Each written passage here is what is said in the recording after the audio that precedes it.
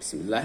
ये है आपके सामने रसूलुल्लाह सल्लल्लाहु अलैहि वसल्लम के 200 सुनहरे इरशादात में से 16वां इरशाद जो सही मुस्लिम में है 1552 इसका हदीस नंबर है और इसका तर्जमा है जो मुसलमान कोई पौधा या दरख्त लगाता है तो इससे जो कुछ खा लिया जाए वो इसके लिए सदका बन जाता है।